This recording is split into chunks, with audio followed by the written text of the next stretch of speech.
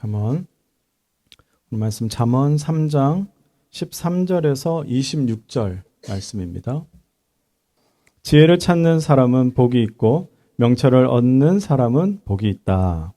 참으로 지혜를 얻는 것이 은을 얻는 것보다 낫고 황금을 얻는 것보다 더 유익하다.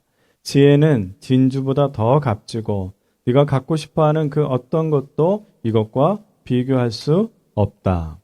그 오른손에는 장수가 있고 그 왼손에는 부귀영화가 있다. 지혜의 길은 즐거운 길이요 그 모든 길에는 평안이 있다. 지혜는 그것을 얻는 사람에게는 생명의 나무이니 그것을 붙드는 사람은 복이 있다. 주님은 지혜로 땅에 기초를 놓으셨고 명철로 하늘을 펼쳐 놓으셨다. 그분은 지식으로 깊은 물줄기를 터뜨리시고 구름에서 이슬이 내리게 하신다. 아이들아, 건전한 지혜와 분별력을 모두 잘 간직하여 너의 시야에서 떠나지 않게 하여라. 그것이 너의 영혼에 생기를 불어넣으며 너의 목에 우아한 장식물이 될 것이다. 그때에 너는 너의 길을 무사히 갈 것이며 너의 발은 걸려 넘어지지 않을 것이다. 너는 누워도 두렵지 않고 누우면 곧 단잠을 자게 될 것이다. 너는 갑자기 닥치는 두려운 일이나 악한 사람에게 닥치는 멸망을 보고 무서워하지 말아라. 주님께서 내가 의지할 분이 되셔서 너의 발이 덫에 걸리지 않게 지켜주실 것이다. 아멘. 이 말씀은 하나님 말씀이며 살아있는 말씀이며 내 발의 등불이고 내 마음의 기쁨이고 내 인생의 해답이다. 아멘. 오늘 우리가 함께 읽은 본문은요, 잠언이에요. 잠언이 뭔가 잠깐 안내해 드리도록 하겠습니다. 한자어인데요. 잠언은 무슨 뜻이냐면 가르치고 훈계하는 그런 말인데요. 사람이 살아가면서 지혜가 되고 교훈이 되는 말들, 그것을 잠언이라고 합니다. 그래서 이 구약에서는 그냥 잠언 이렇게 우리가 했지만은 사실은 원래 명칭이요. 그 미슐레 샬로몬인데 미셸이라고 하는 것은 좋은 말, 교훈이 되는 말이고 샬로몬 이건 뭐겠어요? 솔로몬이라는 뜻이. 그래서 열왕기상 4장 32절에 솔로몬 왕이 이 잠언을 3,000개나 말을 했다. 그렇게 기록되어 있어요. 그 많은 잠언을 정리해 놓은 것, 잘 추려서 정리해 놓은 부분이 바로 우리 함께 읽은 구약 성경의 잠언입니다. 잠언에는 하나님의 사람들이 어떻게 생각해야 하고 또 어떻게 생활하고 행동해야 할 것인가를 가르치고 권면하고 있습니다. 그래서 예전에 신앙의 선배들, 특히 우리 부모님들은 자녀들이 올바른 신앙을 갖도록 하기 위해서 성경을 읽혀야 하는데 그래도 인기 있게 가장 먼저 읽히게끔 하는 것이 바로 이 잠언이에요. 잠언은 전체 31장으로 되어 있어요. 몇 장? 31장. 그래서 31장으로 되어 있으니까 매일 하루에 한 장씩 한 달만 잘 참고 성경 읽어봐라. 그렇게 신앙을 지도하기도 했습니다. 잠언은 분명히 가르치고 권면하는 그러한 말입니다. 그럼 잠언에서 가장 우선적으로 가르치는 것이 무엇일까요? 그럼 잠언에서 가장 중요하고 우선적으로 가르치고 있는 것은 무엇일까? 그것은 가르치고 배우고 따를 수 있는 관계예요. 뭐라고요? 관계. 무엇보다 관계에 대해서 말씀을 합니다. 여러분, 학생의 정체성이 뭐예요? 그냥 단순히 배우는 사람입니까? 그것보다 학생이라면요, 선생님의 가르침을 존중하고 선생님을 인정해드리고 또 선생님께 배우고 또 선생님께 배운 것을 한번 해보려고 하는 것, 그게 학생의 도리고 학생의 정체성이죠. 그러니까 무엇보다 선생님과의 관계가 중요한 겁니다. 잠언은 어떤 관계를 가장 우선적으로 가르치고 있을까요? 잠언 1장 7절에 주님을 경외하는 것이 지식의 근본이다 그랬어요. 지식의 시작이다. 지식의 첫 열매다. 그렇게 말씀합니다. 어떤 의미일까요? 우리가 주님을 경외하는 것은 하나님과의 관계를 말하는 것입니다. 하나님과의 관계에서부터 지혜가 시작되는 거예요. 왜 하나님을 경외하는 것이 하나님과의 관계가 되는 걸까요? 그것은 창조주와 피조물의 관계이기 때문에 경외하는 것부터 시작되는 거예요. 이해가 되십니까? 창조주 하나님과 피조물인 내가 시작해야 할 관계는 뭐냔 말이에요. 우리가 그 창조주를 경외드리는 거예요. 경외한다는 말은요, 히브리어로 이래 이렇게 말을 하는데, 그것은 뭐냐? 무조건적인 존경을 말하는 거예요. 무조건적이에요. 절대적인 거예요. 그분의 존재 앞에서 우리는 그저 납작 엎드리는 거예요. 절대적인 왕 앞에서 무조건적으로 엎드리고 경배드리는 것. 이것이 경외입니다. 존귀하고 전능한 창조주 여호와 하나님과의 관계는 경외하는 것부터 시작되는 거예요. 그거 외에는 없습니다. 그것이 올바른 관계예요. 하나님과 올바른 관계가 세워지지 않는다면, 다시 말해서 하나님을 경외하는 관계가 세워지지 않는다면 이 잠언은요 100번 1000번 읽는다고 해서 지혜로운 사람이 되는 것이 아닙니다. 그래서 솔로몬의 지혜, 이 잠언을 읽으면서요 우리는 하나님과의 올바른 관계가 지혜로운 삶이라는 것을 알게 됩니다. 따라합시다. 지혜로운 삶은 하나님과의 관계다. 하나님과의 올바른 관계는 바로 경외하는 거예요. 왜 경외한다고요? 창조주를 그 인정하는 그 시작이 바로 경외하는 거예요. 두려워하는 거예요. 솔로몬의 또 다른 지혜서가 있어요. 여러분들에게 잠언도 읽었는데 잠언 다음에는요 전도서라는 게 있어요. 이것도 솔로몬이 썼다고 하는데, 그 솔로몬의 또 다른 지혜서 전도서의 그 마지막 부분에서도 이거는 좀 짧아요. 잠언은 몇 장? 31장. 전도서는 12장. 12장 마지막 끝부분에 이렇게 정리를 해요. 그게 뭐냐? 하나님과의 올바른 관계, 경외하는 것을 강조해요. 마지막 말씀입니다. 전도서예요. 전도서의 마지막에 할 말은 다 하였다. 결론은 이거다. 하나님을 두려워하여라. 그분이 주신 계명을 지켜라. 말씀을 지켜라. 이것이 바로 사람이 해야 할 의무이다. 하나님은 모든 행위를 심판하신다. 선한 것이든 악한 것이든 그 은밀한 일을 다 심판하신다. 잠언에서도 하나님을 경외하는 것이 이 땅에서 지혜롭게 사는 것, 지혜의 시작이라고 말씀한 것처럼 전도서에서도 강조합니다. 솔로몬 왕이 남긴 지혜는 다른 것이 아니에요. 하나님 아버지와 올바른 관계 속에서 살아가는 것이 참된 지혜인 것입니다. 하나님 아버지를 어떻게 경외할까요? 어떻게 올바른 관계 속에서 살까요? 하나님께서 하신 말씀을 지키는 거예요. 그 하나님의 말씀을 묵상하고 또 순종하려고 애쓰는 겁니다. 하나님의 말씀을 통해서 하나님에 대한 지식을 키우는 것이에요. 말씀을 알아야지, 말씀을 들어야지, 말씀을 묵상해야지, 하나님이 어떤 분인가, 그 지식이 늘어나는 거예요. 어느 권사님이 하나님이 이런 분이래. 우리 엄마가 그러는데 하나님이 이런 분이래요. 어떤 분은요, 하나님이 맨날 채찍을 들어. 우리 하나님은, 우리 어머니가 그러는데 뭐 하면 하나님이 치신다? 하나님이 그렇게 그냥 안 두신다?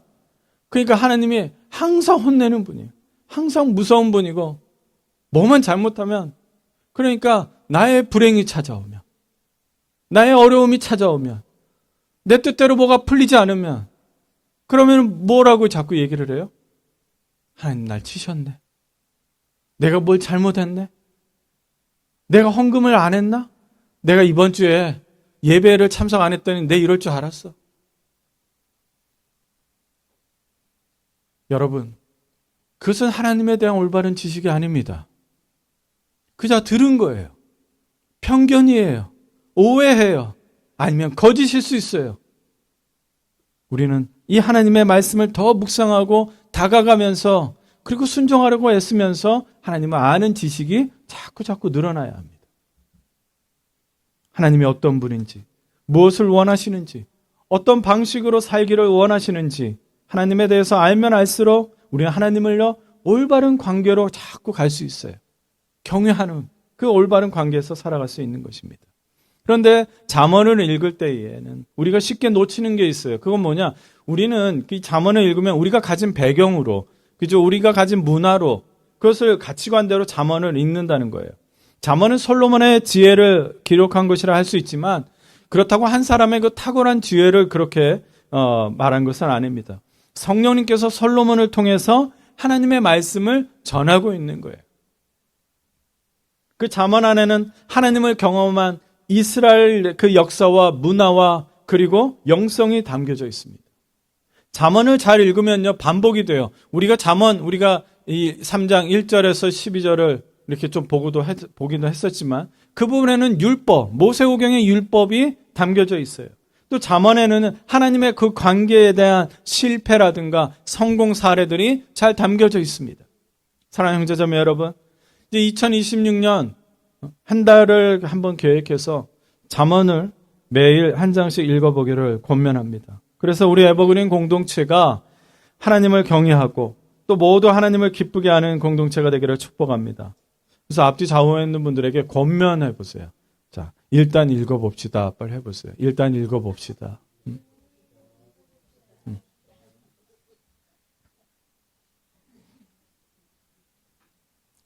한 달을 한번 들여보는 거죠. 하루에 한 장이에요.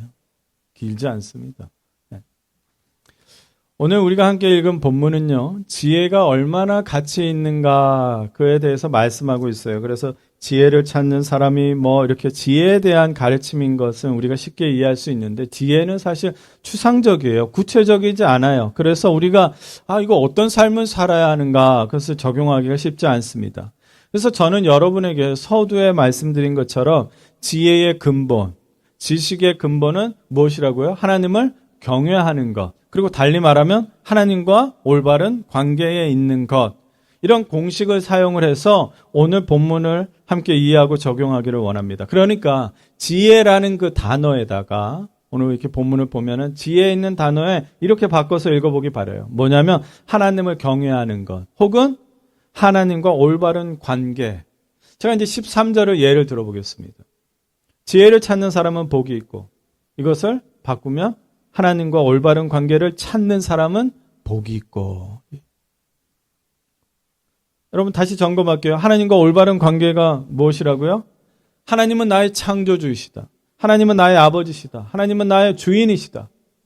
그러므로 나는 하나님을 절대적으로 무조건적으로 경외하는 그 관계에 있다. 이것이에요. 그게 올바른 관계예요. 그래서 13절에 하나님과 올바른 관계를 갈망하는 사람은 복된 사람이라고 합니다.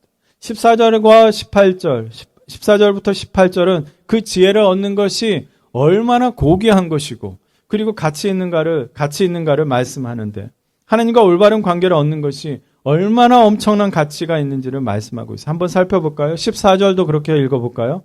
참으로 하나님과 올바른 관계를 얻는 것이 은을 얻는 것보다 낫고 황금을 얻는 것보다 더 유익하다. 15절도 하나님과 올바른 관계는 진주보다 더 값지고 네가 갖고 싶어하는 그 어떤 것과 비교할 수 없다. 17절 18절도 볼까요? 하나님과 올바른 관계의 길은 즐거운 길이요 그 모든 길에는 평안이 있다. 하나님과 올바른 관계는 그것을 얻는 사람에게는 생명의 나무이니 그것을 붙드는 삶은 복이 있다. 아멘. 한마디로 하나님과의 올바른 관계의 그 가치는 세상에서 얻을 수 없는 그 고귀한 것이고 세상이 줄 수 없는 놀라운 것이고 세상에서 맛볼 수 없는 행복과 평안을 주는 것입니다. 그래서 여러분들 정말 하나님과 친밀한 관계 속에 있는 사람의 그 얼굴을 보신 적이 있습니까? 그 지금 보세요. 좌우에 있는 분의 얼굴을 보세요. 여러분 친밀한 관계에도 이 원래 있는 다크서클은 없어지질 않습니다. 하나님과 친밀한 관계 속에 있는 그 행복과 평안. 놀라운 말씀이 18절에도 있어요. 18절 무엇이에요? 무슨 표현이 있어요? 제가 표시해놨죠. 생명의 나무라는 표현이 있어요. 생명의 나무. 여러분 솔로몬의 왕이 갑자기 멋진 말이 떠오르지 않아서 뭐가 있을까 하면서 생명의 나무라는 말을 썼을까요? 제가 아까 잠언을 어떻게 읽으라 그랬어요? 그 배경, 이스라엘의 배경과 그 역사를 그것을 잘 생각하면서 읽으면 이해가 쉽다고 그랬어요. 여러분 성경 지식이 조금이라도 있는 분은요, 이 생명나무 하면은 뭐가 생각나는 분들이 있어요. 에덴 동산에는요, 하나님께서 에덴 동산을 만드시고 그 중심에다가 나무 두 그루를 심어요. 하나가 생명나무고 또 하나는 선악을 알게 하는 나무를 거기다 심으세요. 그러면서 지시하기를 선악을 알게 하는 나무에서 열리는 그 열매를 절대로 먹지 말아라 라고 해요. 그렇죠? 이제 아시겠습니까? 그런데 생명나무와 그 선악 알게 하는 나무를 심으셨는데 아담과 하와가 이제 잘못을 하죠. 죄를 저지르죠. 그래서 내쫓깁니다. 내쫓기면서 하나님께서 하시는 일이 있는데 에덴 동산의 그 동쪽에 있는 모든 통로를 막아버리시고 그리고 그 통로를 지키는 불타오르는 칼, 그 성경에는요, 그것이 뭐 이렇게 자꾸 이렇게 돌아다니는 것처럼 이렇게 표현했어요. 불칼로 생명나무로 또 오는 것을 접근을 막아버리셨어요. 그 이유를 뭐라고 하셨냐면 생명나무의 열매까지 먹어서 영원히 사는 일이 없도록 하기 위해서다라는 거예요. 그것은 무엇을 의미하냐면 하나님과의 단절을 말하는 거예요. 하나님과의 관계가 끊어짐을 말하는 거예요. 죄로 인해서 하나님께서 그 죄로 인해서 주님께서 단절해버렸어요. 하나님과 관계가 끊어짐으로써 모든 인간은 죄의 다스림을 받게 되고 하나님의 다스림이 아니라 죄의 다스림을 받게 되고 죽음의 심판을 받게 되었습니다. 영원히 살 수 있었던 하나님과의 관계가 끊어지고 죽을 수밖에 없는 존재가 되었어요. 그러니까 생명의 나무의 열매가 절대적으로 필요한 존재가 돼버린 것이지요. 그러나 하나님은 그것을 막으셨어요. 이 창세기 이야기에 나오는 생명나무가 18절에 나오는 겁니다. 그럼 18절을 다시 읽어봅시다. 하나님과의 올바른 관계로 해서 읽을까요? 시작. 하나님과의 올바른 관계를 얻는 사람에게는 생명의 나무이니 그것을 붙드는 사람은 복이 있다. 사랑하는 형제자매 여러분, 13절에서 18절의 그 지혜를 하나님과 올바른 관계로 바꿔서 읽으니까 무엇이 보이는지 아세요? 그것은 바로 구원의 복음입니다. 하나님과 올바른 관계, 하나님만을 경외하며 살 수 있는 관계를 여러분 가장 누가 먼저 원하실까요? 누가 먼저 원하실까요? 우리는 그 관계를요 먼저 원할 수도 없고 바랄 수도 없는 존재예요. 왜냐하면 우리 죄 때문에 하나님과의 관계가 완전히 끊어졌어요. 갈 수 있는 길이 없어요. 하나님이 우리를 찾아와 주시지 않으면, 하나님이 우리를 부르시지 않으면, 하나님께서 우리를 원하시지 않으면 우리는 먼저 하나님께로 갈 수 없는 존재입니다. 죄와 사망으로부터 벗어날 수 없었던 우리이기 때문에 하나님과 올바른 관계로 회복될 수가 없었어요. 그러면 누가 먼저 움직이셔야 돼요? 누가 먼저 원하고 누가 먼저 바라고 누가 먼저 우리를 찾아내셔야 하냔 말이에요. 우리 하나님 아버지가 우리를 찾아와 주셨습니다. 우리를 부르시고 우리를 원하셨어요. 왜? 하나님은 우리와 무엇을 원하기 때문에? 그 올바른 관계. 창조주와 내가 만든 피조물 그리고 아버지와 자녀의 그 관계로 다시 회복되기를 원하시기 때문입니다. 누구보다 원하세요. 그래서 먼저 우리에게 오셨습니다. 어떻게 오셨습니까? 어떻게 오셨습니까? 직접 우리와 같이 육신을 입고 오셨습니다. 예수 그리스도 이 땅에 오셨습니다. 우리와 관계로 회복하기 위해서 직접 오셨다는 것, 그 증거가 바로 예수님인 거예요. 그래서 예수님이 하나님의 계획의 성취가 되시고 하나님의 말씀의 실체가 되시고 하나님 마음의 그 증거가 됩니다. 따라합시다. 예수님은 하나님 계획의 성취이다. 하나님 말씀의 실체이다. 하나님 마음의 증거이다. 그래서 요한복음 1장 14절 우리 이 말씀 같이 중요하게 읽어보겠습니다. 시작. 그 말씀은 육신이 되어 우리 가운데 사셨다. 우리는 그의 영광을 보았다. 그것은 아버지께서 주신 외아들의 영광이었다. 그는 은혜와 진리가 충만하였다. 이 말씀 여러분 잘 이해가 안 되셨죠? 근데 오늘 이 말씀을 잠언의 이 말씀을 통해서 하면 이해가 될 줄로 믿습니다. 하나님 말씀이 되시고 하나님의 계획이 되고 하나님 그 마음의 실체가 되신 분이 바로 육신이 되어서 우리 가운데 찾아왔다는 거예요. 우리를 먼저 부르러 우리를 찾아내기 위해서 오셨다는 거예요. 먼저 오신 거예요. 그래서 우리 예수님을 통해서 우리가 무엇을 보는 거예요? 하나님의 영광을 보는 거예요. 오, 하나님께서 그 놀라우신 영광, 실체이기 때문에. 그리고 하나님의 그 은혜를 보는 거예요. 우리를 위해서 먼저 오셨구나. 우리를 직접 찾아오셨구나. 그래서 그의 은혜와 그리고 진리는 뭐냐? 그것이 답이기 때문에. 예수님이 구원의 답이기 때문에 진리인 거예요. 그래서 그 예수님이 실체가 되어서 오셔서 우리를 찾아오셔서 그리고 우리에게 그 영광과 그리고 그 은혜를 경험하게 된 것입니다. 할렐루야. 여러분 뭔가 풀리십니까? 혹시라도 이 말씀이 놓치거나 이해가 안 되면 이번 주에도 또 유튜브가 올라가면 반복해서 보십시오. 18절을 다시 보겠습니다. 하나님과의 관계가 깨지고 끊어져서 생명나무로 가는 길이 막혔습니다. 그런데 하나님과 올바른 관계가 이루어지면서 하나님과의 관계가 회복된 사람에게는 생명나무가 가는 길이 열린다는 것을 말씀하는 거예요. 잠언 안에서도 하나님은 복음을 말씀해 주신 겁니다. 사랑하는 에버그린 성도 여러분, 우리는 깨지고 끊어졌던 하나님과의 관계가 회복된 사람입니다. 아멘? 여러분, 생명나무 길이, 불칼이 많이 이렇게 있어도 여러분들이 가면 이미 불칼이 없어져 있어요. 길이 열려져 있는 거예요. 누구 때문에? 나는 그 길이요 진리요 생명이 그 예수님 때문에 우리는 그 길로 갈 수가 있는 거예요. 하나님의 영광과 은혜와 그 사랑의 실체가 되신 예수 그리스도를 하나님께서 보내셨다는 것을 우리가 믿고 그리고 우리가 하나님의 자녀가 되는 그 특권을 받았고 구원받았기 때문입니다. 그래서 우리는 따라합시다. 우리는 하나님과 올바른 관계에 있다.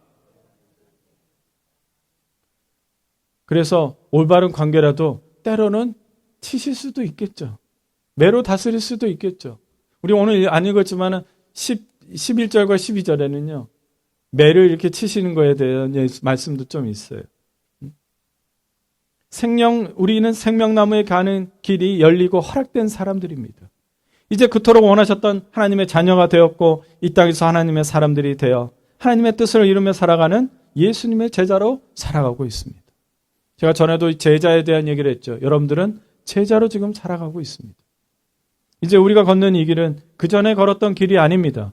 그전에는 앞이 보이지 않고 외로웠던 길이에요. 그러나 이제는 달라졌습니다.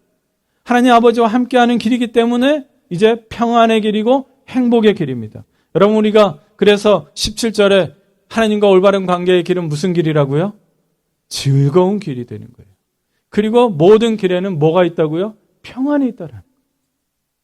길이 달라요. 23절도 우리가 읽어보겠습니다. 23절 시작. 그때에 너는 너의 길을 무사히 갈 것이며 너의 발은 걸려 넘어지지 않을 것이다. 우리의 걸음이요 멈춘 것이 아니에요. 누가 우리 대신 걸어주는 것도 아니에요. 그 길을 이제 다르게 걷는데 뭐냐면 아버지와 함께 걷는 거예요. 여러분 기억해 보세요. 여러분들의 추억을 생각해 보세요. 아버지하고 손잡고 걸어본 적이 없다. 손 들어보세요. 아버지하고 손을 한번 다 잡고 걸어보신 적이 있으시죠? 응? 아버지와 손잡고 걸었던 그 길. 아빠와 손을 잡고 걸으면요. 돌에 걸려질 수도 있어요. 돌에 걸려 넘어지지만, 걸릴 수 있지만, 넘어집니까? 안 넘어집니까? 안 넘어져요. 이제 아빠가 될 분 기억하세요. 어? 아빠는요, 본능적으로, 거리에 넘어져서 애가 넘어질 것 같으면 어떻게 해요? 흐짜! 이렇게 돼요. 네?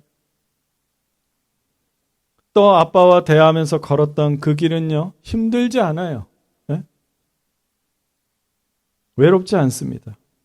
그리고 아빠와 손잡고 가면은요, 무사히 집에 잘 도착합니다. 그 전에 걸었던 길과 달라지지 않습니까? 25절, 26절을 보겠습니다. 25절, 26절. 성우가 읽어봐. 우리 성우. 보아. 25절, 26절. 너는 갑자기 닥치는 두려운 일이나 악한 사람에게 닥치는 멸망을 보고 무서워하지 말아라. 주님께서 내게 의지할 분이 되셔서 너의 발이 덫에 걸리지 않게 지켜주실 것이다. 아멘. 하나님과 올바른 관계에 있고 하나님 아버지를 경외하는 사람에게는요, 두려움에 빠지는 에너지보다 주님을 더 의지하고자 하는 에너지가 더 높아지는 거예요. 이해가 되십니까? 25절의 말씀처럼 우리 주변에는요, 갑작스럽게 두려운 일이 생기기도 해요. 무서워할 수 있습니다. 예상하지 못했던 일들이 일어납니다. 그 일이 일어나면 여러분들은 어떻습니까? 무엇에 에너지를 소모하고 계세요? 두려움에 빠져서 막 지쳐가십니까? 아니면 하나님 아버지를 찾고 더 의지하려고 하십니까? 하나님과 올바른 관계 속에서 주님은 26절을 약속해 주셨습니다. 주님께서 너가 의지할 분이 되십니다. The Lord will be your confidence. 하나님 아버지는 우리를 하나님의 자녀로 삼으시고 이제 우리가 의지할 분이 되셨습니다. 완벽하게 의지할 수 있는 존재라는 거예요. 아빠도 의지할 수 있고 육체적으로 우리가 여러 친구나 또 명망 있는 사람을 의지할 수 있지만 완벽하지가 않아요. 완벽하게 정말로 강하게 의지할 수 있는 분은 우리 하나님 아버지입니다. 얼마나 큰 은혜인지 몰라요. 그게 대신돼요. 그 의지할 분이 되신다라는 거예요. 이게 약속이에요. 그럼 우리가 해야 할 일은 뭐예요? 의지하는 거죠. 의지하는데 더 에너지를 쏟는 거예요. 두려워가지고 막 밤잠 잠을 막 설치고 어떻게든 해결하려고 이 사람 저 사람 찾는 그 에너지보다 정말 완벽하게 해결해 주실 수 있다고 의지하는 그분, 그 의지할 분이 되주겠다는 분을 우리가 찾아야 할 줄로 믿습니다. 그러므로 하나님 아버지께서 원하시는 것이 무엇입니까? 우리가 두려움에 울부짖으며 고통스러워하는 것을 원하지 않습니다. 우리가 더 의지하기를 원하십니다.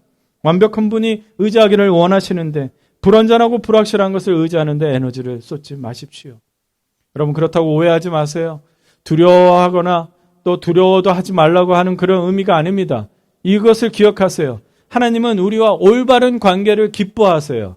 그런데 그 관계를 방해하고 빼앗으려 하는 것들이 생겨버리면 그러면 내가 지금 이 올바른 관계, 이 기뻐하는 관계를 계속 유지하고 싶은데 하나님이 가만히 계시겠습니까? 그것을 제거하시죠. 방해하는 것들을 제거하십니다. 26절 끝에 뭐라고 약속합니까? 너의 발이 덫에 걸리지 않게 지켜주실 것이다. 이 말씀이 이런 뜻이에요. 너가 나와 행복하고 평안하게 손잡고 잘 걸어가고 있는데 어떤 것이 나타나서 너를 방해하고 너를 붙잡으려고 한다면 내가 가만두지 않겠다. 그 약속이에요. 이제 말씀을 정리하겠습니다. 하나님과 올바른 관계 속에서 하나님 아버지를 경외하는 삶이 참된 지혜의 삶이라는 것을 깨닫게 되기를 축복합니다. 이제 우리는 어떤 노력을 하며 살아갈까요? 21절, 22절 말씀을 같이 읽겠습니다. 21절, 22절 시작. 아이들아 건전한 지혜와 분별력을 모두 잘 간직하여 너의 시야에서 떠나지 않게 하여라. 그것이 너의 영혼에 생기를 불어넣으며 너의 목에 우아한 장식물이 될 것이다. 하나님 아버지와 올바른 관계를 유지하려는 그 결단이 있어야 합니다. 그리고 그 관계 속에서 하나님의 약속이 어떻게 이루어지고 있는지를 보게 해달라고 기도하십시오. 분명히 주님께서는 실체를 드러내실 겁니다. 내 주변 사람들도 지금 그렇게 살고 있습니다. 저도 그렇게 살고 있습니다. 저는 그게 사명입니다. 하나님을 의지하고 경외하며 하나님만 바라보며 사는 것이 가능한 것을 누가 보여줘야겠습니까? 목사가 보여줘야 하고 목사의 가족들이 보여줘야 하지 않겠습니까? 그리고 나는 보입니다. 여러분, 신앙생활은 성경 지식이나 경험으로 실력을 키우는 것이 아닙니다. 신앙생활은 신실함으로, 성실함으로 하나님과의 관계 속에서 하나님의 손을 붙드는 생활입니다. 신실하게, 성실하게 인생의 중요한 갈림길에서 내 경험과 실력을 앞세우기 쉽죠. 그러면 하나님의 말씀에 약속이 보이지 않습니다. 사소한 결정부터 쇼핑할 때도 그 결정을 할 때도 이 옷을 살까요? 저 옷을 살까요? 그 사소한 결정부터 하나님 아버지께 묻고 대화하는 기도를 시작하십시오. 생생하게 성령님과 함께하는 생활이 점점점 경험하게 되는 거예요. 여러분, 하루아침에 갑자기 막 하늘에서 불과 번개가 내리쳐가지고 내가 새로운 사람이 되는 것이 아니에요. 점점점 내 이 주파수가 세밀해지고 구체적으로 되고 현실이 되고 실제로 드러나는 거예요. 점점. 또 예기치 못한 어려움이 올 때 원망하고 불평하기 쉽지요. 원망과 불평 속에서는 하나님의 뜻을 볼 수가 없습니다. 현재 겪고 있는 어려움이 있다면 주님, 이 어려움을 통해서 제게 무엇을 원하십니까? 조용히 질문하십시오. 주님, 제게 왜 이런 거를 주셨습니까? 왜 그렇습니까? 그렇게 질문하는 것이 아니라 주님, 이걸 통해서 주님 제게 원하는 게 뭡니까? 하나님 아버지는요, 그 질문하는 것 그 자체를 기뻐하세요. 그리고 그 어려움을 통해서 놀라운 일들을 깨닫게 해 주실 것입니다. 무엇을 원하시는지 말씀해 주실 것입니다. 왜냐하면 하나님은요, 파괴와 무너짐의 하나님이 아니기 때문입니다. 하나님은 20절의 하나님입니다. 그분은 지식으로 깊은 물줄기를 터뜨리시고 구름에서 이슬이 내리게 하신다. 이 말씀은 창조주에 대한 말씀이에요. 하나님은요, 깊은 곳에서 물이 터져 나왔어요. 이 깊은 곳은요, 그러면 또 하나 떠오르는 게 있어야 돼요. 창조할 때 깊은 흑암 속에서 빛이 나오게 하신 거예요. 그것을 말하는 거예요. 사실 이 번역은 여러 갈래요. 물줄기라는 말도 있고 바다라는 말이 있고 아니면 그냥 깊은 곳이라는 것도 있어요. 그래서 깊은 곳에서 터져 나오게 하는 분이다라는 말이에요. 그러니까 하나님은 창조주라는 말을 얘기하는 거예요. 그리고 여러분, 구름에서 원래 이치는 뭐예요? 구름에서 뭐가 나와야 돼요? 비가 내려야 돼요. 우박이 터지던 막 천둥번개 비가 터져야 하는데 뭐가 내리게 하신다고요? 이슬이 내리게 한다. 여러분, 이슬 아시죠? 이슬이 막 그냥 흩날리는 거 아니에요? 그럼 뭐이겠어요? 비가 내리기도 하시지만 하나님 마음이면 이슬도 바꾸신다는 거예요. 우린 이런 창조주 여호와 하나님과 관계를 맺고 살아가는 사람이에요. 그리고 그분의 자녀입니다. 그것을 잊지 마시기 바랍니다. 여러분, 매일 아침마다 눈을 뜨면 이렇게 대화를 하십시오. 주님, 오늘은 어제보다 더 관계가 깊어진 하루가 되게 하십시오. 눈을 감으세요. 지금 자고 있어요. 자고 있는데 이제 깨려고 그래요. 그냥 확 눈이 떠지지 않잖아요. 원래 이미 의식은 깨지잖아요. 그죠? 자, 어떻게 하라고요? 저를 따라합시다. 주님, 이게 속으로 하셔야죠. 자고 있는데 덜 깬 거예요, 잠이. 자, 저를 속으로 따라하세요. 주님, 오늘은 어제보다 더 관계가 깊어지는 하루가 되게 해주세요. 기도하겠습니다. 사랑이 많으신 하나님, 감사합니다. 오늘도 우리에게 귀한 말씀을 주셨습니다. 나의 부족함을 아십니다. 나의 연약함도 아십니다. 그러나 무엇보다, 그것보다 더 귀한 것은 내가 하나님과 정말 관계를 맺고 있네요. 정말 나를 만들어 주셨고 나의 아버지가 되시고 나의 친구가 되시고 또 나를 이렇게 인도하시는, 나의 손을 붙들어 주시는 분이라는 것을 오늘 귀한 말씀으로 듣게 됩니다. 주님, 마음이 공고하고 외롭고 힘든 자들이 있습니까? 주님, 이 말씀으로 다시 그 복된 소식을 듣고 생기가 일어나고 그 안에 생명나무가 열매를 맺듯이 주님, 이들 안 삶 속에 귀한 열매가 맺게 하여 주시옵소서. 주님, 어제보다 오늘 더 친해진 줄로 믿습니다. 예수님의 이름으로 기도드립니다. 아멘. 성실하게 막 영상도 촬영하고 얼마나 착하고 좋은지 몰라요. 하나, 둘, 셋, 넷. Happy birthday to you. Happy birthday to you. Happy birthday dear Steve.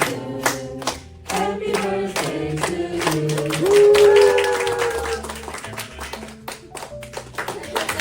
그래도 영어로 축하하기 나는데 김홍성 목사님 이거 축복 기도를 스티븐을 위해서 해주시죠. 생일 축하. 네. 영어로 해주시면. 영어. 갑자기. Heavenly Father, thank you so much for.